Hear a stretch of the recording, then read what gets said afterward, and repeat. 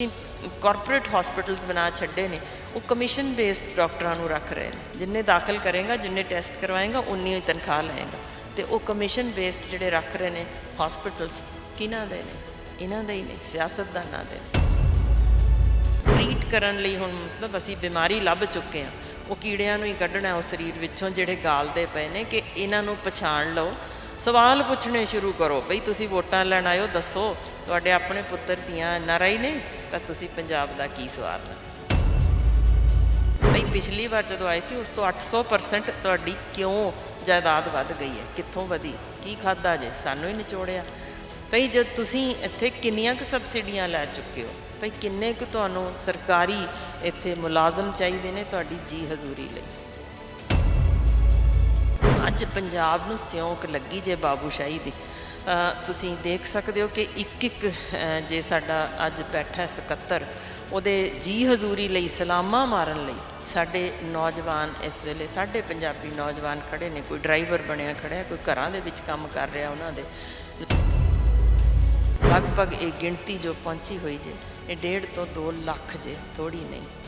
ਸਾਡਾ ਮਕਸਦ ਹੈ ਉਹ ਜੀ ਹਜ਼ੂਰੀ ਕਰਦੇ ਸਾਡੇ ਜਿਹੜੇ ਪੰਜਾਬੀ ਪੁੱਤਰ ਨੇ ਉਹ ਕਿਉਂ ਨਾ ਉਹਨਾਂ ਕੁਰਸੀਆਂ 'ਤੇ ਬੈਠਣ ਅਤੇ ਆ ਕੇ ਇਹ ਤਬਦੀਲੀ ਲਿਆਉਣ। ਕਿ ਸਾਡੇ ਅੱਜ ਬਿਹਾਰ ਜਾਂ UP ਤੋਂ ਆ ਕੇ ਬੈਠੇ ਨੇ ਸਾਡੇ, ਤਾਂ ਸਾਡੇ ਪੰਜਾਬੀ ਪੁੱਤਰ ਬਾਹਰ ਕਿਉਂ ਮਜਬੂਰ ਹੋਏ ਪਏ ਨੇ ਜਾਣ ਲਈ? ਉਹਨਾਂ ਦੇ ਅੰਦਰ ਜਾਗਰਤੀ ਪੈਦਾ ਕਰੀਏ।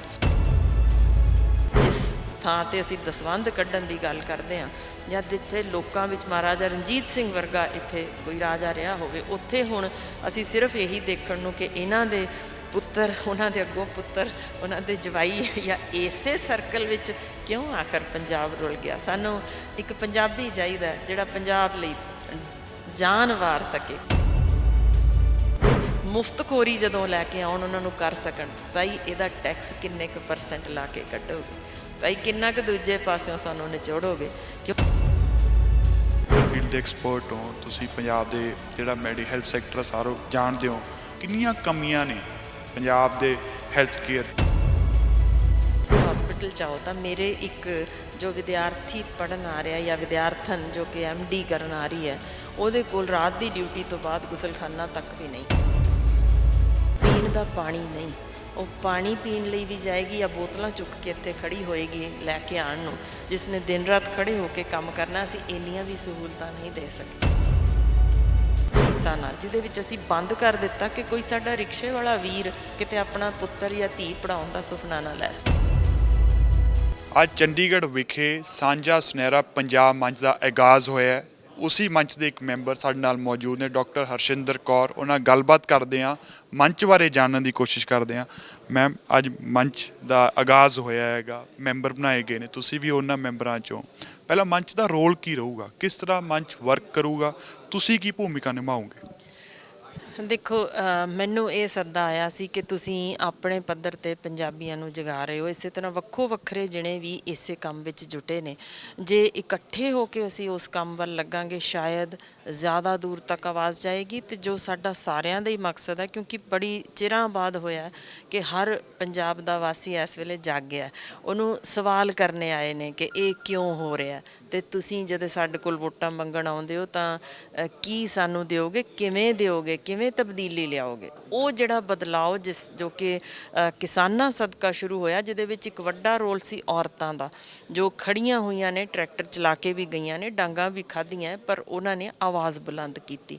ਇਸੇ ਚੀਜ਼ ਨੂੰ ਹੋਰ ਅਗਾਂਹ ਲਿਆਉਣ ਲਈ ਅਸੀਂ ਇਕੱਠੇ ਹੋ ਕੇ ਇਹ ਮੰਚ ਦੀ ਸਥਾਪਨਾ ਤਾਂ ਕੀਤੀ ਕਿ ਉਹੀ ਆਵਾਜ਼ ਨੂੰ ਅਸੀਂ ਵੱਖ-ਵੱਖ ਥਾਈਂ ਜਿਹੜੇ ਆਲਰੇਡੀ ਅਸੀਂ ਕਰ ਰਹੇ ਹਾਂ, ਉਹਦੀ ਥਾਂ 'ਤੇ ਇਕੱਠੇ ਹੋ ਕੇ ਆਵਾਜ਼ ਚੁੱਕੀਏ, ਤਾਂ ਕਿ ਲੋਕ ਆਪਣੇ ਵਿੱਚੋਂ ਹੀ ਨੁਮਾਇੰਦਾ ਚੁਣਨ। ਅਤੇ ਉਹ ਵੀ ਸਰਬ ਸਾਂਝੇ ਤੌਰ ਤਰੀਕੇ ਨਾਲ ਵੀ ਅਸੀਂ ਇਹ ਬੰਦਾ ਸਾਡੇ 5 ਪਿੰਡਾਂ 'ਚੋਂ ਇੱਕ ਸਹੀ ਹੈ, ਉਹਨੂੰ ਚੁਣੋ ਅਤੇ ਅਸੀਂ ਉਹਨੂੰ ਸਪੋਰਟ ਕਰਾਂਗੇ ਕਿ ਹਾਂਜੀ ਲਿਆਓ, ਤਾਂ ਕਿ ਅਸੀਂ ਅਸਲ ਮਾਇਨਿਆਂ ਵਿੱਚ ਪੰਜਾਬ ਵਿੱਚ ਤਬਦੀਲੀ ਲਿਆ ਸਕੀਏ, ਜੋ ਸਾਡੇ ਸਾਰਿਆਂ ਦਾ ਹੀ ਸੁਪਨਾ ਹੈ। ਅੰਦਰ ਪ੍ਰੈਸ਼ਰ ਗਰੁੱਪ ਵਾਂਗੂ ਕੰਮ ਕਰਨ ਦੀ ਵੀ ਗੱਲ ਕੀਤੀ ਗਈ ਵੀ ਅਸੀਂ ਸਰਕਾਰਾਂ 'ਤੇ ਪ੍ਰੈਸ਼ਰ ਬਣਾਵਾਂਗੇ। ਮੇਰਾ ਸਵਾਲ ਇਹ ਹੈ, ਜੇ ਮੈਂ ਸਰਕਾਰ ਹਾਂ, ਜੇ ਮੈਂ ਪੋਲੀਟੀਸ਼ੀਅਨ ਹਾਂ, ਮੇਨ ਸਟ੍ਰੀਮ ਪੋਲੀਟੀਸ਼ੀਅਨ, ਮੈਂ ਤੁਹਾਡੀ ਗੱਲਬਾਤ ਸੁਣ ਸਕਦਾ, ਚੋਣਾਂ ਤੋਂ ਪਹਿਲਾਂ ਕਹਿ ਵੀ ਸਕਦਾ ਵੀ ਹਾਂ ਮੈਂ ਥੋੜ੍ਹੀ ਗੱਲਾਂ ਮੰਨਦਾ, ਪਰ ਜਦੋਂ ਮੈਂ ਪਾਵਰ 'ਚ ਆਉਣਾ ਮੈਂ ਸ਼ਾਇਦ ਇੰਪਲੀਮੈਂਟ ਨਾ ਕਰਾਂ, ਅਣਸੁਣਾ ਕਰਦਾ, ਜੋ ਆਮ ਤੌਰ 'ਤੇ ਸਿਆਸਤਦਾਨ ਲੋਕਾਂ ਨਾਲ ਵੀ ਵਾਅਦੇ ਕਰਕੇ ਮੁੱਕਰ ਜਾਂਦੇ। ਫਿਰ ਇਹ ਮੰਚ ਕਿਵੇਂ ਐਕਟ ਕਰੂਗਾ? ਕੀ ਉਹ ਚੀਜ਼ ਫਿਰ ਕਿਤੇ ਨਾ ਕਿਤੇ ਕਮੀ ਨਹੀਂ ਰਹਿ ਜੂਗੀ?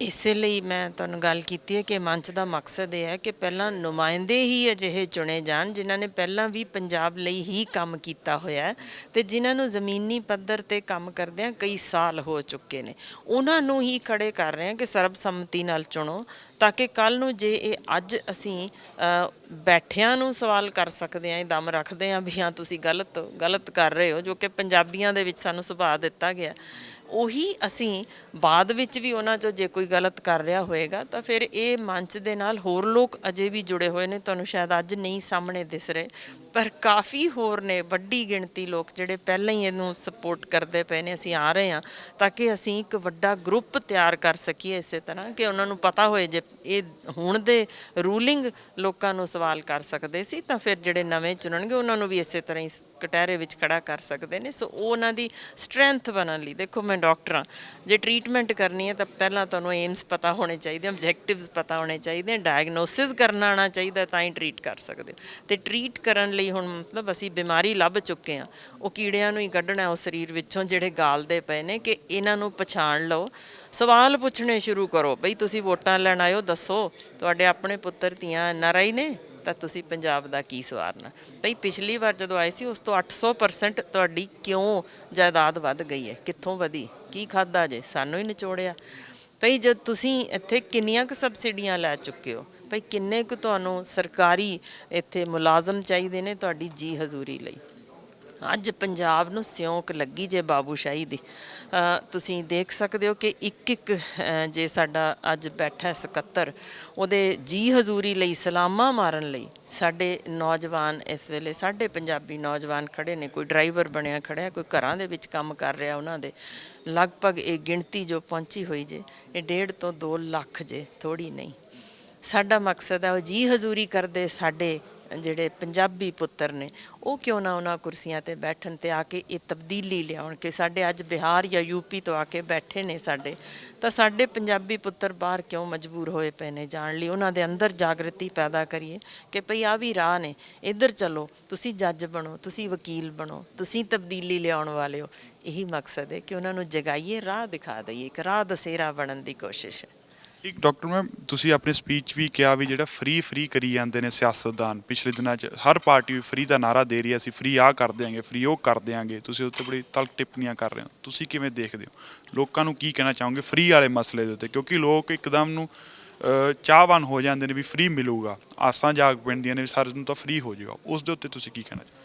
ਦੇਖੋ, ਪੰਜਾਬ ਕੁਛ ਬਾਕੀਆਂ ਤੋਂ ਵੱਖ ਇਸ ਕਰਕੇ ਸੀ ਕਿ ਇਹਦੇ ਵਿੱਚ ਕਿਰਤ ਦੇ ਨਾਲ ਸਾਡੇ ਅੰਦਰ, ਸਰੀਰ ਅੰਦਰ ਅਜਿਹੇ ਹਾਰਮੋਨ ਨਿਕਲਦੇ ਨੇ ਜਿਹੜੇ ਸਾਨੂੰ ਚੜ੍ਹਦੀ ਕਲਾ ਵਿੱਚ ਲਿਜਾਉਂਦੇ ਨੇ, ਸਾਨੂੰ ਕਿਸੇ ਅੱਗੇ ਗੋਡੇ ਟੇਕਣ ਤੇ ਮਜਬੂਰ ਨਹੀਂ ਕਰ ਸਕਦੇ।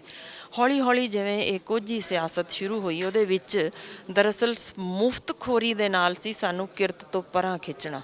ਸਾਡੇ ਹੀ ਪੰਜਾਬੀ ਨੌਜਵਾਨ ਨੇ ਜਿਹੜੇ ਇੱਥੋਂ ਭੱਜ ਕੇ ਗਏ, ਤੇ ਤੁਸੀਂ ਦੇਖ ਸਕਦੇ ਹੋ ਜਾ ਕੇ ਕਿੰਨੀ ਮਿਹਨਤ ਕਰਦੇ ਨੇ ਦਿਨ ਰਾਤ, ਭਾਵੇਂ ਅਮਰੀਕਾ ਜੇ, ਕੈਨੇਡਾ ਜੇ, ਯੂਰਪ ਜੇ, ਉਹੀ ਪੰਜਾਬੀ ਬੱਚਾ, ਉਹੀ ਪੁੱਤਰ ਇੱਥੋਂ ਦਾ ਤੁਰਿਆ, ਕੰਮ ਓਨਾ ਹੀ ਕਰ ਰਿਹਾ ਬਲਕਿ 10 ਗੁਣਾ ਵੱਧ ਕਰ ਰਿਹਾ ਹੋਏਗਾ। ਤੇ ਇੱਥੋਂ ਉਹਨੂੰ ਜਾਣ ਦੀ ਕਿਉਂ ਲੋੜ ਪਈ? ਕਿਉਂਕਿ ਅਸੀਂ ਉਹਨੂੰ ਰਾਹ ਦਸੇਰਾ ਦਿਖਾਉਣ ਵਾਲਾ ਲੱਭਿਆ ਨਹੀਂ, ਅਸੀਂ ਉਹਨੂੰ ਸਾਡੀ ਗਲਤੀ ਅਸੀਂ ਦਿਖਾ ਨਹੀਂ ਸਕੇ ਕੀ ਕੰਮ ਕਰ ਸਕਦਾ। ਮਿਸਾਲ ਵਜੋਂ ਇੱਥੇ ਬੈਠੇ ਨੇ ਇੱਕ ਨੌਜਵਾਨ, ਜਿਹਨੂੰ ਦਸੀਏ ਭਈ ਤੂੰ ਇੱਥੇ ਬੈਠਾ ਹੀ ਕੰਪਿਊਟਰ ਤੇ ਇਹ ਕੰਮ ਕਰੇਗਾ ਤੇ ਤੇਰਾ ਦੁਨੀਆ ਭਰ ਵਿੱਚ ਘਰ ਬੈਠਿਆਂ ਤੈਨੂੰ ਇਹਦੇ ਨਾਲ ਫਾਇਦਾ ਹੋ ਸਕਦਾ। ਬਿਲਕੁਲ ਇਸੇ ਤਰ੍ਹਾਂ ਕਿਸਾਨ ਨੂੰ ਭਈ ਤੂੰ ਰਾਗੀ ਬੀਜ ਲੈ, ਜਿਸ ਦੀ ਦੁਨੀਆ ਭਰ ਵਿੱਚ 800 ਗੁਣਾ ਜ਼ਿਆਦਾ ਕੀਮਤ ਤੇ ਕਣਕ ਨਾਲੋਂ ਵਿਕਰੀ ਹੋ ਰਹੀ ਹੈ, ਤੇ ਤੂੰ ਉਹਦੇ ਤੇ ਮਿਹਨਤ ਨਹੀਂ ਕਰਨੀ, ਪਰ ਤੈਨੂੰ ਰਾਹ ਦੱਸਣ ਆ ਰਹੇ ਹਾਂ ਕਿ ਇਹ ਕਰ, ਤੇਰਾ ਫਾਇਦਾ ਵੀ ਹੈ, ਪੰਜਾਬੀ ਲੰਮੀ ਉਮਰ ਵੀ ਭੋਗਣਗੇ। ਸੋ ਇਹ ਤਰੀਕਾ ਜੇ ਉਹਨਾਂ ਤੱਕ ਪਹੁੰਚਣ ਦਾ, ਹੋ ਸਕਦਾ ਮੈਂ ਇਕੱਲੀ ਕਰ ਸਕਾਂ ਜਾਂ ਇਹ ਸਾਰੇ ਜਣੇ ਬੈਠੇ ਇਕੱਲੇ ਕਰਦੇ ਹੋਣ, ਉਹ ਆਵਾਜ਼ 'ਚ ਦਮ ਨਾ ਹੋਵੇ। ਇਕੱਲੇ ਨੂੰ ਢਾਉਣਾ ਵੀ ਸੌਖਾ ਹੁੰਦਾ ਸਰਕਾਰ ਲਈ, ਪਰ ਇਕੱਠਾ ਜਦੋਂ ਮੰਚ ਹੋਏਗਾ ਤੇ ਉਹ ਇਸ ਤਰ੍ਹਾਂ ਦੀਆਂ ਗੱਲਾਂ ਦੱਸ ਸਕੇਗਾ। ਇਸ ਮੰਚ ਵਿੱਚੋਂ ਹੋ ਸਕਦਾ ਕੱਲ੍ਹ ਨੂੰ ਨਾਲ ਜਿਹੜੇ ਹੋਰ ਜੁੜਨੇ ਚਾਹੁਣ, ਉਹੀ ਉਹਨਾਂ ਵਿੱਚੋਂ ਕੋਈ ਤਿਆਰ ਹੋਵੇ ਕਿ ਮੈਂ ਵੀ ਤਬਦੀਲੀ ਲਿਆਉਣ ਦੀ ਕੋਸ਼ਿਸ਼ ਕਰ ਸਕਦਾ। ਉਹਦੀ ਮਰਜ਼ੀ, ਜਿਵੇਂ ਦੱਸਿਆ ਹੁਣੇ ਕਿ ਉਹ ਜਾਣਾ ਚਾਹੁੰਦਾ ਜਾਵੇ, ਜਾਂ ਕੋਈ ਜਿਹੜੇ ਅਸੀਂ ਕਹਿਣਗੇ ਵੀ ਆ ਪਿੰਡ ਵਿੱਚ ਹੈ, ਇਹਨੂੰ ਸਪੋਰਟ ਕਰ ਦਿਓ, ਸਾਡੀ ਆਵਾਜ਼ ਪਹੁੰਚਾ ਦਿਓ, ਤਾਂ ਉਸ ਬਾਰੇ ਅੱਗੇ ਦੱਸਣਾ, ਕਹਿਣਾ ਕਿ ਇਹ ਚੰਗਾ ਬੰਦਾ, ਇਹਨੂੰ ਆਉਣਾ ਚਾਹੀਦਾ। ਮੈਂ ਤੁਹਾਡੇ 'ਤੇ ਹੀ ਗੱਲ ਲਿਆਉਂਦੀ ਹਾਂ, ਕੀ ਮਾੜਾ ਹੈ ਤੁਹਾਡੇ ਵਿੱਚ? ਤੁਸੀਂ ਪੜ੍ਹੇ ਲਿਖੇ ਹੋ, ਸੂਝਵਾਨ ਹੋ, ਤੁਹਾਡੇ ਅੰਦਰ ਪੀੜ ਹੈ ਪੰਜਾਬ ਲਈ, ਤੁਸੀਂ ਅੱਗੇ ਕਿਉਂ ਨਹੀਂ ਆ ਸਕਦੇ? ਕੌਣ ਰੋਕਦਾ ਤੁਹਾਨੂੰ ਆਉਣ ਨੂੰ? ਪਰ ਤੁਹਾਡੀ ਸਪੋਰਟ ਜੇ ਨਹੀਂ ਹੈ, ਤੁਹਾਨੂੰ ਲੱਗਦਾ ਅੱਜ ਮੈਂ ਇਕੱਲਾ ਮੈਂ ਸ਼ਾਇਦ ਨਾ ਕਰ ਸਕਦਾ, ਇਹ ਮੰਚ ਤੁਹਾਡੀ ਸਪੋਰਟ ਲਈ ਖੜਾ ਹੋਏਗਾ। ਆਓ, ਸਾਨੂੰ ਨੌਜਵਾਨ ਚਾਹੀਦੇ ਨੇ, ਤਬਦੀਲੀ ਲਿਆਓ। ਜੇ ਹੋਰਨਾਂ ਮੁਲਕਾਂ ਵਿੱਚ ਔਰਤਾਂ 5 ਖੜੀਆਂ ਹੋ ਸਕਦੀਆਂ, ਮੇਰਾ ਆਉਣ ਦਾ ਮਕਸਦ ਇਹ ਸੀ। ਇਸ ਮੰਚ ਵਿੱਚ ਮੈਨੂੰ ਕੋਈ ਔਰਤ ਨਹੀਂ ਸੀ ਦਿਸੀ, ਸਿਰਫ ਦਿਖਾਉਣਾ ਸੀ ਕਿ ਔਰਤਾਂ ਪੰਜਾਬ ਦੀਆਂ ਸੁੱਤੀਆਂ ਨਹੀਂ। ਪਰ ਉਹਨਾਂ ਔਰਤਾਂ ਦੀ ਆਵਾਜ਼ ਬਣਨ ਲਈ ਜੇ ਕੋਈ ਅਗਾਂਹ ਚਾਹੀਦਾ, ਉਹਨਾਂ ਨੂੰ ਦਿਸਦਾ, ਤਾਂ ਮੈਂ ਜ਼ਰੂਰ ਉਹਨਾਂ ਦੇ ਨਾਲ ਖੜੀ ਹੋਵਾਂਗੀ ਕਿ ਆਓ, ਤੁਹਾਡੇ ਤੇ ਤਸ਼ੱਦਦ ਹੋਇਆ ਤਾਂ ਵੀ ਨਾਲ ਆ, ਪਰ ਤੁਸੀਂ ਅਗਾਂਹ ਆਉਣਾ ਚਾਹੁੰਦੇ ਹੋ ਤਾਂ ਵੀ ਤੁਹਾਡੇ ਨਾਲ ਆ।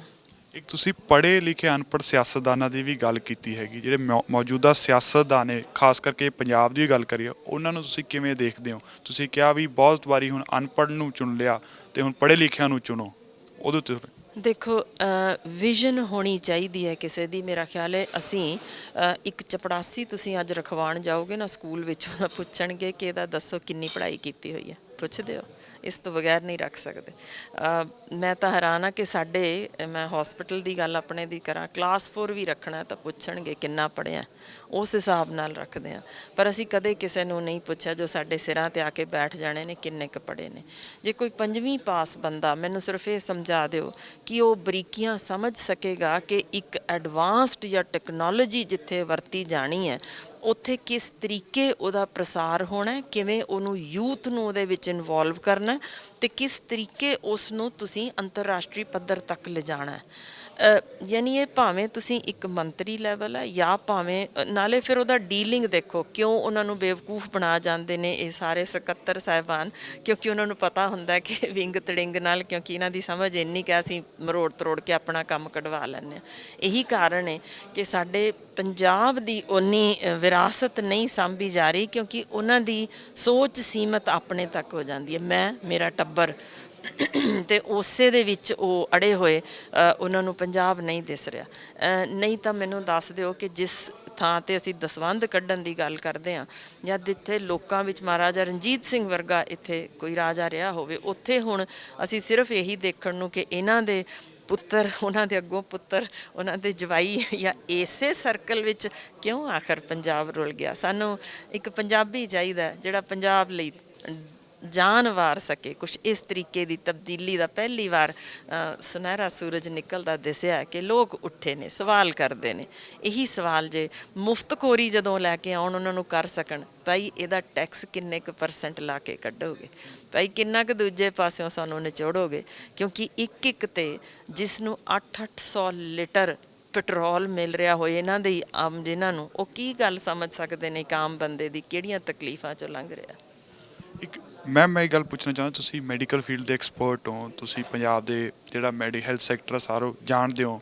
ਮਹਾਮਾਰੀ ਆਈ, ਕਿਵੇਂ ਆਪਾਂ ਪਰਫਾਰਮ ਕੀਤਾ, ਸਾਰੀ ਵਾਹ ਵੀ ਲੱਗੀ, ਪਰ ਇਨਫਰਾਸਟਰਕਚਰ ਦੀ ਬਹੁਤ ਘਾਟ ਰਹੀ। ਕਿੰਨੀਆਂ ਕਮੀਆਂ ਨੇ ਪੰਜਾਬ ਦੇ ਹੈਲਥ ਕੇਅਰ 'ਚ? ਕਿਉਂ ਨਹੀਂ ਇਹ ਸੁਧਰ ਪਾਇਆ? ਕਿਉਂ ਨਹੀਂ ਆਪਾਂ ਜਿਹੜੇ ਬਾਕੀ ਸੂਬੇ ਲਾ ਲਓ ਜਾਂ ਇੰਟਰਨੈਸ਼ਨਲ ਸਟੈਂਡਰਡਸ ਤੱਕ ਅਸੀਂ ਕਿਉਂ ਨਹੀਂ ਪਹੁੰਚ ਸਕੇ? ਮੈਂ ਕੁਝ ਕੁ ਗੱਲਾਂ ਤਾਂ ਉੱਥੇ ਵੀ ਕੀਤੀਆਂ ਸੀ। ਮੇਰੇ ਹੌਸਪੀਟਲ 'ਚ ਆਓ ਤਾਂ ਮੇਰੇ ਇੱਕ ਜੋ ਵਿਦਿਆਰਥੀ ਪੜ੍ਹਨ ਆ ਰਿਹਾ, ਜਾਂ ਵਿਦਿਆਰਥਣ ਜੋ ਕਿ MD ਕਰਨ ਆ ਰਹੀ ਹੈ, ਉਹਦੇ ਕੋਲ ਰਾਤ ਦੀ ਡਿਊਟੀ ਤੋਂ ਬਾਅਦ ਗੁਸਲਖਾਨਾ ਤੱਕ ਵੀ ਨਹੀਂ। ਮੈਂ ਇਹ ਤੁਹਾਨੂੰ ਹਕੀਕਤ ਦੱਸ ਰਹੀ ਹਾਂ। ਯਾਨੀ ਉਹ ਡਿਊਟੀ ਕਰਦੀ ਪਹਿਲਾਂ ਆਪਣੇ ਹੋਸਟਲ 'ਚ ਜਾਏਗੀ, ਫਿਰ ਉੱਥੋਂ ਵਾਪਸ ਆਏਗੀ, ਪੀਣ ਦਾ ਪਾਣੀ ਨਹੀਂ। ਉਹ ਪਾਣੀ ਪੀਣ ਲਈ ਵੀ ਜਾਏਗੀ ਜਾਂ ਬੋਤਲਾਂ ਚੁੱਕ ਕੇ ਇੱਥੇ ਖੜੀ ਹੋਏਗੀ ਲੈ ਕੇ ਆਉਣ ਨੂੰ, ਜਿਸ ਨੇ ਦਿਨ ਰਾਤ ਖੜੇ ਹੋ ਕੇ ਕੰਮ ਕਰਨਾ। ਅਸੀਂ ਇੰਨੀਆਂ ਵੀ ਸਹੂਲਤਾਂ ਨਹੀਂ ਦੇ ਸਕੇ। ਫਿਰ ਜਿਸ ਤਰੀਕੇ ਅਸੀਂ ਉਹਨਾਂ ਤੋਂ ਵਧੀਆਂ ਹੋਈਆਂ ਫੀਸਾਂ ਨਾਲ, ਜਿਹਦੇ ਵਿੱਚ ਅਸੀਂ ਬੰਦ ਕਰ ਦਿੱਤਾ ਕਿ ਕੋਈ ਸਾਡਾ ਰਿਕਸ਼ੇ ਵਾਲਾ ਵੀਰ ਕਿਤੇ ਆਪਣਾ ਪੁੱਤਰ ਜਾਂ ਧੀ ਪੜ੍ਹਾਉਣ ਦਾ ਸੁਪਨਾ ਨਾ ਲੈ ਸਕੇ।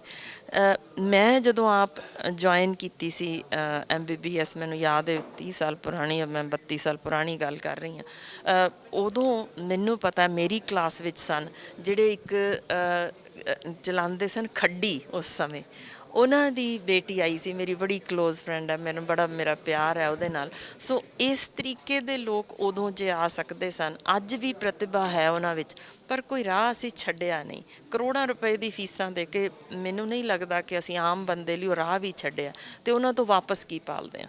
ਤੁਸੀਂ ਕਹਿੰਦੇ ਹੋ ਕਿ ਇੱਕ ਬੰਦਾ ਕਰੋੜਾਂ ਦਾ ਲੋਨ ਲੈ ਕੇ ਫਿਰ ਉਸ ਤੋਂ ਬਾਅਦ ਕਵੇ 15,000 ਦੇ ਉੱਤੇ ਤੁਹਾਨੂੰ ਅਸੀਂ ਜਾਂ 20,000 'ਤੇ ਰੱਖ ਲਵਾਂਗੇ ਇੱਕ ਡਾਕਟਰ ਨੂੰ, ਅਤੇ ਫਿਰ ਤੁਸੀਂ ਕਹੋਗੇ ਕਿ ਤੁਸੀਂ ਸਮਾਜ ਸੇਵਾ ਕਰੋ। ਕਿਵੇਂ ਸੰਭਵ ਹੈ? ਕਿਵੇਂ ਹੋ ਸਕਦਾ ਹੈ?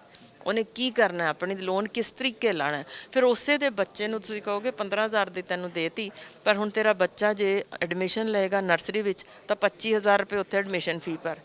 ਕਿਸ ਤਰੀਕੇ ਉਹ ਕਰੇਗਾ, ਉਹ ਵੀ ਇਸ ਸਮਾਜ ਦਾ ਹਿੱਸਾ ਹੈ। ਉਹਦੇ ਲਈ ਮਜਬੂਰੀ ਛੱਡੀ ਹੈ ਕਿ ਜਿਹੜੇ ਅਸੀਂ ਕਾਰਪੋਰੇਟ ਹਸਪੀਟਲਸ ਬਣਾ ਛੱਡੇ ਨੇ, ਉਹ ਕਮਿਸ਼ਨ ਬੇਸਡ ਡਾਕਟਰਾਂ ਨੂੰ ਰੱਖ ਰਹੇ ਨੇ। ਜਿੰਨੇ ਦਾਖਲ ਕਰੇਗਾ, ਜਿੰਨੇ ਟੈਸਟ ਕਰਵਾਏਗਾ, ਉਨੀ ਹੀ ਤਨਖਾਹ ਲਏਗਾ।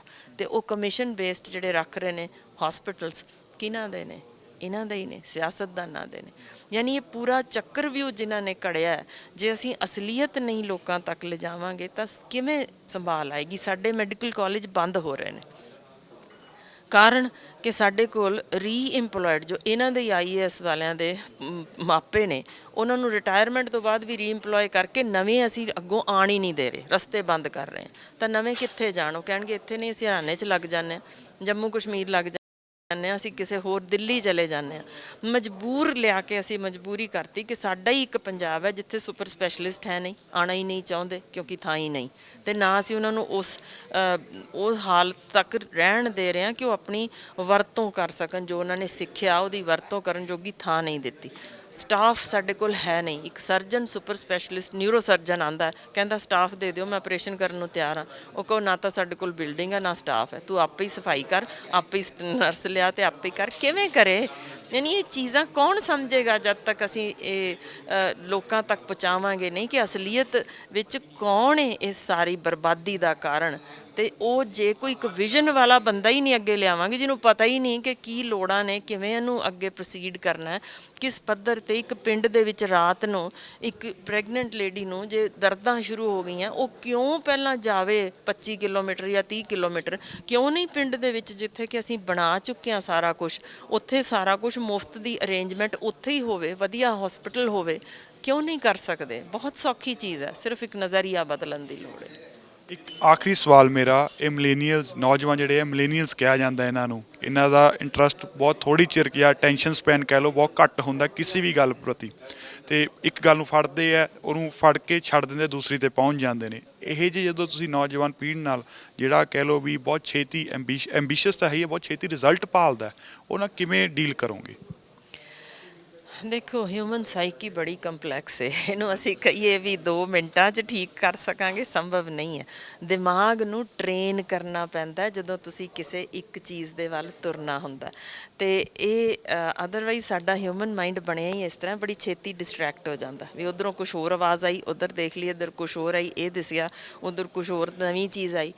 ਇਹਨੂੰ ਟ੍ਰੇਨ ਕਰਨ ਲਈ ਤਾਂ ਗੁਰਬਾਣੀ 'ਚ ਵੀ ਲਿਖਿਆ ਕਿ ਤੁਹਾਨੂੰ ਮਿਹਨਤ ਕਰਨ ਦੀ ਲੋੜ ਹੈ। ਪਰ ਜਿਹੜਾ ਇੱਕ ਜਣਾ ਸਿੱਖ ਗਿਆ ਕਿ ਮੈਂ ਟ੍ਰੇਨ ਕਰਕੇ ਆਪਣਾ ਏਮ ਕੀ ਹੈ, ਮੈਂ ਉੱਥੇ ਪਹੁੰਚਣਾ ਕਿੱਦਾਂ, ਉਹ ਵਾਕਈ ਸਹੀ ਮਾਇਨਿਆਂ ਵਿੱਚ ਅਸੀਂ ਤਾਂ ਫਿਰ ਕਹਿੰਦੇ ਹਾਂ ਸੰਤ ਬਣ ਜਾਂਦਾ। ਸੋ ਆਮ ਬੰਦਾ ਜੇ ਭਟਕ ਜਾਂਦਾ ਤਾਂ ਉਹ ਇਸ ਕਰਕੇ ਕਿ ਉਹਦੇ ਕੋਲ ਕੋਈ ਰਾਹ ਦਸੇਰਾ ਹੈ ਨਹੀਂ। ਉਹ ਲੱਭਦਾ ਫਿਰਦਾ ਵੀ ਭਾਈ ਮੈਨੂੰ ਕੋਈ ਕੰਮਕਾਰ ਲੱਭ ਜੇ, ਮੈਂ ਉਸ ਥਾਂ 'ਚ ਰੁੱਝ ਜਾਵਾਂ, ਜਾਂ ਕਿਸੇ ਥਾਂ 'ਤੇ ਇੱਕ ਥਾਂ 'ਤੇ ਸਟੇਬਲ ਜ਼ਿੰਦਗੀ ਹੋ ਜਾਏ। ਜਦੋਂ ਉਹਨੂੰ ਹਰ ਵੇਲੇ ਹੀ ਫਿਕਰ ਹੈ ਕਿ ਮੇਰੀ ਆਮਦਨ ਸੀਮਤ ਹੈ, ਜਾਂ ਮੇਰੀ ਅਜੇ ਆਮਦਨ ਹੈ ਹੀ ਨਹੀਂ, ਅਤੇ ਮੈਂ ਅੱਗੋਂ ਹੁਣ ਕਿਵੇਂ ਟੱਬਰ ਵਸਾਉਣਾ ਹੈ, ਕਿਵੇਂ ਮੈਂ ਇੱਕ 2 ਵੀਲਰ ਲੈਣਾ, ਜਾਂ ਕਿਵੇਂ ਮੈਂ 4 ਵੀਲਰ ਲੈਣਾ, ਜਾਂ ਮੇਰਾ ਬੱਚਾ ਚੰਗੇ ਸਕੂਲ ਵਿੱਚ ਕਿਵੇਂ ਪੜ੍ਹੇ, ਉਹ ਕਿਵੇਂ ਕੰਸਨਟਰੇਸ਼ਨ ਰੱਖ ਸਕਦਾ? ਉਹ ਤਾਂ ਭਟਕਣਾ ਹੈ। ਸੋ ਉਸ ਭਟਕਣਾ ਨੂੰ ਜੇ ਕਾਬੂ ਵਿੱਚ ਕਰਨਾ ਤਾਂ ਵੀ ਤੁਹਾਨੂੰ, ਮੈਂ ਵਾਰ-ਵਾਰ ਉਹੀ ਲਾਈਨ 'ਤੇ ਆ ਰਹੀ ਹਾਂ ਕਿ ਰਾਹ ਦਸੇਰਿਆਂ ਦੀ ਲੋੜ ਹੁੰਦੀ ਜੇ, ਜਿਹੜੇ ਤੁਹਾਨੂੰ ਦੱਸ ਸਕਣ ਕਿ, ਕਿਉਂਕਿ ਅਸੀਂ ਕੀ ਕਰਦੇ ਹਾਂ ਕਿ ਦੇਖਣਾ ਕਿ ਉਹ ਚੀਜ਼ ਅਚੀਵ ਕਰ ਲਈ ਕਿ ਨਹੀਂ, ਜਦ ਕਿ ਜ਼ਿੰਦਗੀ ਇਹ ਹੁੰਦੀ ਹੈ ਉਹ ਅਚੀਵ ਕਰਨ ਵਾਲੀ ਚੀਜ਼ ਤੱਕ ਤੁਸੀਂ ਲੰਘੇ ਕਿ ਨਹੀਂ। ਜ਼ਿੰਦਗੀ ਜੀਣਾ ਹੀ ਭੁੱਲ ਗਏ ਹਾਂ ਅਸੀਂ ਤਾਂ, ਸਿਰਫ ਹਾਸਲ ਕਰਨਾ। ਪਿਆਰ ਹੀ ਸਮਝ ਲਈਏ ਕੀ ਹੁੰਦਾ। ਅਸੀਂ ਕਹਿੰਦੇ ਹਾਂ ਵੀ ਜਾਂ ਤਾਂ ਤੇਜ਼ਾਬ ਸੁੱਟ ਦਈਏ ਜਾਂ ਮਾਰ ਮੁਕਾਈਏ, ਅਤੇ ਨਹੀਂ ਉਹ ਕਿਸੇ ਹੋਰ ਦੀ ਨਾ ਹੋਵੇ। ਜਦ ਕਿ ਪਿਆਰ ਅਸਲ ਵਿੱਚ ਇਹ ਹੈ ਕਿ ਤੁਸੀਂ ਦੇ ਕੀ ਸਕਦੇ ਹੋ, ਉਹਦੇ ਲਈ ਕੁਰਬਾਨ ਕਿਵੇਂ ਹੋ ਸਕਦੇ ਹੋ। ਉਹ ਪਰਿਭਾਸ਼ਾ ਅਸੀਂ ਜਦੋਂ ਬਦਲਤੀ, ਜ਼ਿੰਦਗੀ ਨੂੰ ਜਿਉਣ ਦਾ ਅਸੀਂ ਢੰਗ ਹੀ ਤਬਦੀਲ ਕਰ ਲਿਆ। ਹਾਸਲ ਕਰਨਾ ਹੈ ਮੇਰਾ, ਮੈਂ, ਜਦੋਂ ਤੱਕ ਇਸ ਤੋਂ ਬਾਹਰ ਨਹੀਂ ਨਿਕਲਾਂਗੇ ਅਸੀਂ ਭਟਕਣਾ ਜਾਰੀ ਰੱਖਾਂਗੇ। ਡਾਕਟਰ ਮੈਮ ਬਹੁਤ ਬਹੁਤ ਸ਼ੁਕਰੀਆ ਸਾਡੇ ਨਾਲ ਜੁੜਨ ਵਾਸਤੇ, ਬਹੁਤ ਬਹੁਤ ਧੰਨਵਾਦ। ਤਾਂ ਇਹ ਸੀਗੇ ਡਾਕਟਰ ਮੈਮ ਜਿਹੜੇ ਨਵੇਂ ਮੰਚ ਨਾਲ ਜੁੜੇ ਨੇ, ਜਿਹਦਾ ਆਗਾਜ਼ ਆ ਚੰਡੀਗੜ੍ਹ ਵਿੱਚ ਹੋਇਆ, ਜਿਨ੍ਹਾਂ ਨੇ ਕਿਹਾ ਉਹ ਲੋਕਾਂ ਤੱਕ ਜਾਣਗੇ, ਉਹਨਾਂ ਨੂੰ ਅਵੇਅਰ ਕਰਨਗੇ ਵੀ ਕੀ ਪੰਜਾਬ ਹੈ, ਕੀ ਸੀਗਾ, ਕਿਵੇਂ ਲੋਕ ਕਿਰਤ ਕਰਕੇ, ਮਿਹਨਤ ਕਰਕੇ ਆਪਦਾ ਜਿਹੜਾ ਹੈ ਕਮਾਈ ਕਰਦੇ ਹੁੰਦੇ ਸੀ। ਮਿਹਨਤ ਕਰਨੀ ਨਾ ਛੱਡੀਏ, ਅਤੇ ਹੋਰ ਵੀ ਜਿਹੜੀਆਂ ਗੱਲਾਂ ਨੇ, ਜਿਹੜੀਆਂ ਵੀ ਮੁੱਦੇ ਨੇ ਪੰਜਾਬ ਦੇ, ਉਹ ਲੈ ਕੇ ਲੋਕਾਂ ਤੱਕ ਇਹ ਮੰਚ ਜਾਊਗਾ। ਚੰਡੀਗੜ੍ਹ ਤੋਂ ਕੈਮਰਾਮੈਨ ਸ਼ਮਸ਼ੇਰ ਸਿੰਘ ਸ਼ਹਿਜ਼ਾਦ ਨਾਲ ਮੈਂ ਸ਼ੁਭਕਰਮਨ ਧਾਲੀਵਾਲ, ਪ੍ਰੋ ਪੰਜਾਬ TV।